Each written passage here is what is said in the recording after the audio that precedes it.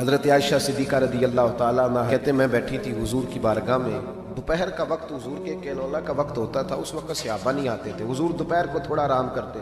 کہتے ہیں ایک بوڑھی خاتون ایک دن آ گئی دوپہر کو، اس کے ہاتھ میں چھڑی تھی، لاٹھی پکڑی تھی، اس نے دروازے پہ دستک دی۔ جب میں نے پوچھا کون ہے تو وہ عورت بولی، حضور آرام کر رہے تھے، کہتے ہیں وہ عورت جب بولی نا، اللہ کے محبوب چارپائی پہ اٹھ کے بیٹھ گئے، اس کی آواز کانوں سے ٹکرائی، حضور اٹھ کے بیٹھ گئے۔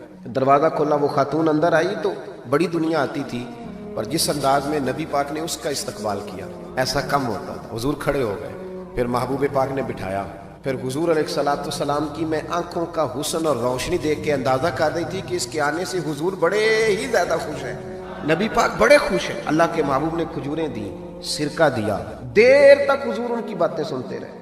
حضرت عائشہ صدیقہ کہتی ہے محب ہو کے محبوب نے، کنز المال میں حدیث موجود ہے، محب ہو کے محبوب نے باتیں سنی۔ دو قسم کے مہمان آتے ہیں نا، ایک مہمان فون کرتا ہے تو بندہ کہتا ہے میں کوئی نہیں گھر، پھر کبھی آنا، اور ایک مہمان ایسا ہوتا ہے جسے بندہ کہتا ہے اتنی بھی جلدی کیا ہے، ذرا ٹھہر جائیے، تھوڑا رک جاؤ، چائے بن رہی ہے۔ قسمیں ہوتی ہیں مہمانوں کی، کچھ مہمانوں سے دل لگا ہوتا ہے، دل کرتا ہے بیٹھے رہے، ذرا تھوڑا اور بیٹھے، یار تو نہ جایا کر، تو بیٹھا رہا کر۔ ہوتے ہیں کچھ لوگ، دیر تک نبی کریم علیہ السلام نے بات سنی، اور کیا بات ہے، جناب عائشہ صدیقہ کہتی ہیں دل حضور کا لگا، میں نے دیکھا تو میں بڑی مطمئن تھی۔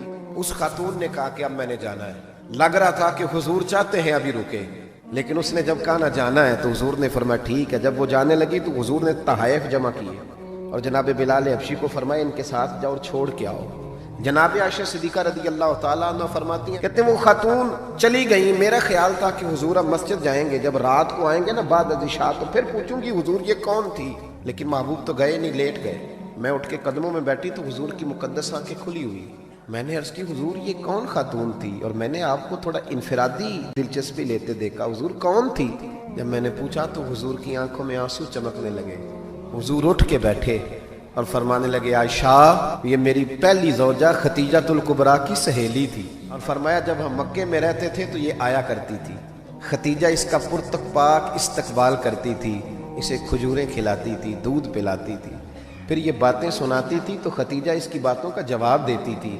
فرمایا آج اس کی آواز کانوں سے ٹکرائی ہے تو ساری یادیں پھر سے تازہ ہو گئی ہیں۔